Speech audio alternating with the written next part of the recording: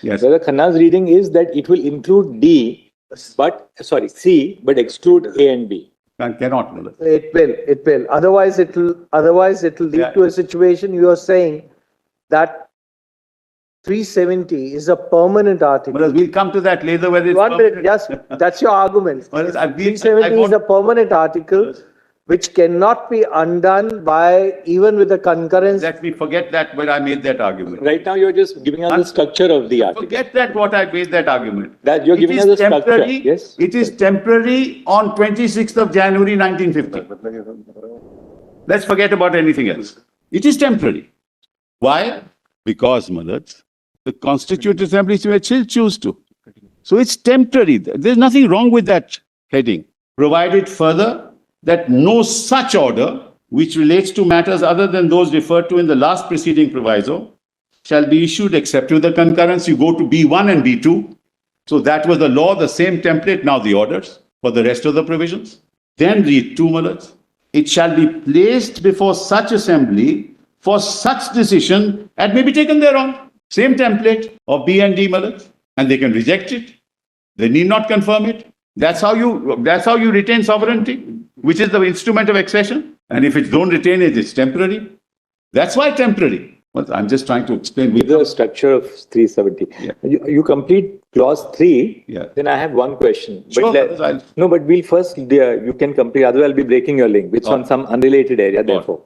Notwithstanding anything in the foregoing provision. So, Malad, it's notwithstanding in the beginning of the article. Please note that. Notwithstanding anything in the foregoing provisions of this article, so notwithstanding in 370, the President may by public notification declare that the article shall cease to be operative or shall be operative only with such exceptions and modifications and from such date as he may specify, provided that the recommendation of the Constituent Assembly shall be necessary before the President issues such a notification. So if the Constituent Assembly recommends it, namely, that we want to abrogate 370, then on that recommendation, the President will issue a notification. And this article is contained in subclause 3. Doesn't have to be in D. So that, according to me, is the architecture of 370. Sibbal, I have just one question on this. B1 refers to those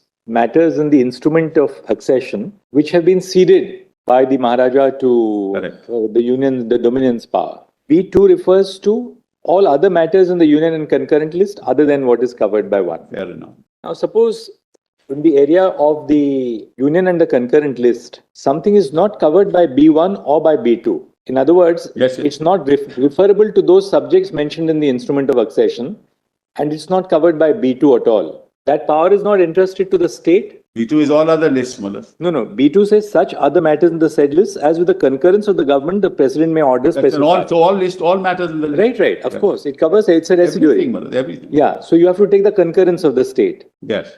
Now, suppose it is not covered by B2 in the sense that there is no concurrence of the state, right? It's not covered by B1. Yes. And you have not taken the concurrence of the state under B2. Correct. On such an aspect, the state legislature cannot exercise power because it's not in the state list. One second. Nizam, one second. Residuary power. One second. Yeah. The state legislature, the state legislature is operating on the state list. And residuary power, Mullah. Residuary power came in and when? Under what? Other way around, Mullah. No. Kashmir, it was there from the beginning. Where does the residuary power find? Yes, I'll show that to you, Lord. This is part of the instrument itself. Instrument of accession. Yes, it is part of Mullah's all orders of the government. No, but has specifically it's also part of the Constitution.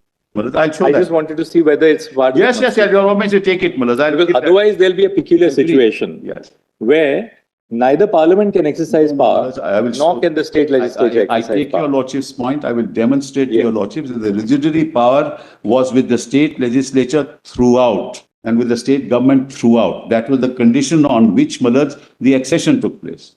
And I will demonstrate that to your Lordship. That's It's a simple slide. That's the least of my problems. Which is very different from what is subject matter of 1 and 2. Yes, right. Because they do not deal with abrogation of the article. Absolutely. Right. Yes, absolutely. Your Lordship is right.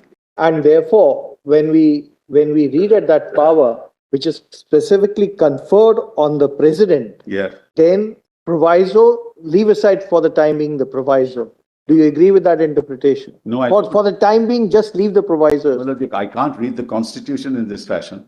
I can't even read an act in that fashion. Let's forget the Constitution. How do I leave the proviso when the Constitution is staring us in the face? No. The question Your was, is putting to therefore, clause 3 deals with abrogation of the article itself, which is not the subject matter of 1 and 2. No, it's subject matter of C. Article 1 shall apply to the state. No, correct. But it deals with complete abrogation of the article itself. I agree. And in that context, you may argue that your argument at the first fold was, it will be only if the conditions of the proviso are satisfied, that clause 3 will apply. Otherwise, if the conditions of the proviso are not satisfied, clause 3 will not apply. That's how your lordships have interpreted proviso since 1950, Malas. That's all that I can say. I can't say more than that. A proviso may in some cases be an exception. A proviso may in some cases be an elaboration. There's a difference, Malas. Yes. It depends upon the nature of the... Provisos are sometimes change colors. Proviso, Malas. Proviso that the recommendation... Rule for a proviso in that sense. Provided that the recommendation of the Constituent Assembly shall be necessary. It's a restriction on the exercise of power. That's right. Referred to in clause 2, Malas. Quick way to interpret clause 3 to say that the power existed and then will vanish once the Constitutional Assembly of the state no longer exists. But you kindly read 2, Malas. If the concurrence of the government of the state referred to in para 2, subclause B of 1 or the second proviso to D of that clause be given before the Constituent Assembly for the purpose of framing of the Constitution that's the purpose. Mr. Sibbal, you have contradicted yourself. When you refer to clause C, subclause C is an independent clause and clause D not applicable to clause C, then the second proviso will not apply. In both cases. And therefore only subclause 3 will apply. Himala's point is clause 2 says that clause 3 will apply. Even for the purposes of those notifications. Anyway, we'll examine that. Yes. Now, we have understood your line of argument. No, there is something that's missing, Malas. The proviso says, provided that the recommendation of the Constituent Assembly of the state referred to in clause 2. Why are they saying that, Malas? The purpose is given in clause 2. Provided that the recommendation of the Constituent Assembly of the state referred to in clause 2 shall be necessary for the president before the president issues such a notification. It is necessary and before he issues it. How can you say that it's explanatory or that it's an independent clause? It specifies how it is to happen. It has to happen before. That is, the permission has to have before. You know, the reason why clause 3 refers to the Constituent Assembly of the state referred to in clause 2 is because clause 2 refers to the Constituent Assembly for the purpose of framing the Constitution. That's correct. That's exactly why it was. That's your point. Yeah. You get that point? Yeah. Now, therefore, the recommendation of which Constituent Assembly, this makes it very clear that one and only Constituent Assembly which was formed for the purpose of framing of the state constitution. Right. Once the frame of the constitution was done, then that purpose of the Constituent Assembly is not like a permanent body, like Parliament is a permanent body, the Supreme Court is a permanent body. No doubt about it. It's a body which has a specific purpose and then after it becomes functus officio, so to speak. Therefore, once the Constituent Assembly had fulfilled its purpose, then the proviso itself has no application. This is the problem, Malas, with the problem there is, then you are applying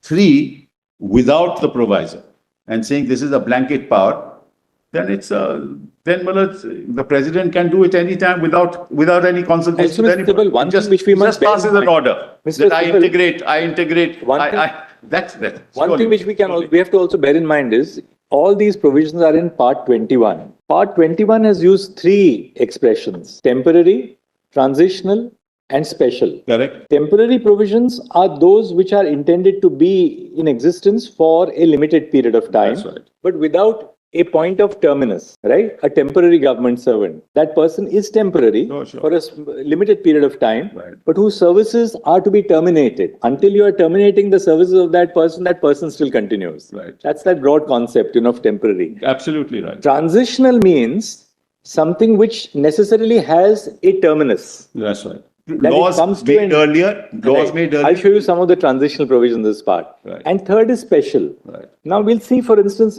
after 370, we'll get some idea from the provisions after 370. Say 371, special provision with respect to Maharashtra and Gujarat. 371A, special provision for Nagaland. Yes, yes. Then we get 371B, special provision for Assam. Correct. 371C, special provision for Manipur. That's correct. D, for the state of Andhra Pradesh and Telangana. Right. E, establishment of Central University in AP.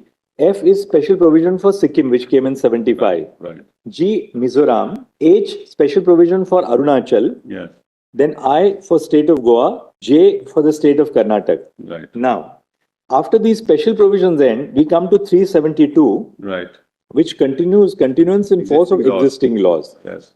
which then says, shall continue in force until altered or repealed or amended by a competent legislature Right. or by any other, like the penal code. Right. It just continued in force until it is altered. Then similarly, now we have 372A, power of the president to adapt laws. Right. And it says the president may by order made before the 1st of November 1957 make such adaptations and modifications. Right. So this was a transitional provision that the president had to make those adaptations by the 1st of November 1957. So it was a transitional provision.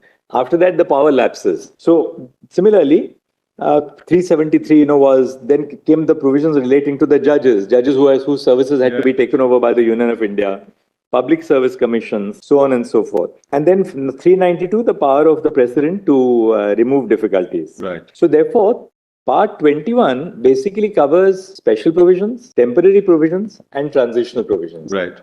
Now, it doesn't use the expression transitional in any head note or marginal note to the articles, but temporary and special are used in the marginal notes to specific articles of Part 21. And 370 specifically uses the expression temporary. It had to, Malad. It had So, to. can we then, by saying that the power under clause 3 goes once the Constituent Assembly comes to an end, really convert this into a permanent provision, which it was never intended to be by the Constitution? But that's, Malad, your lordships are now putting to me, it was never intended to be. Within 370, when it was put in, it had to be a temporary provision. It had to be, Malad. There was nothing there at that point in time. It had to be, Malad. It could never be a permanent thing. So why did the Constitution then put it in Part 21? Because, Malad, it is a separate, it relates to a particular state where the two sovereigns have come together and made a compact which is incorporated and integrated. No, Part 21 does not deal only with Jammu and Kashmir. It deals with other states.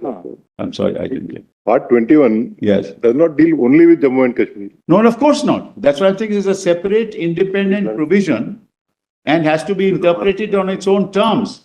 You can't incorporate Muller's concepts outside of 370 and integrate them into 370 and say, this is how we'll read 370. 370 is not temporary. Penal note expressly says it's temporary. No, it says temporary provisions with respect to temporary provisions. In other words, this is a provision which is temporary till such time as the Constituent Assembly decides this way or that way. That's the whole purpose, Muller's. Because when the Constitution came into force, there was no such thing as the Constituent Assembly even. How did the Constitution add this here? Because there was an understanding. Otherwise, why would you bring in the term Constituent Assembly in 370? It was not anywhere else.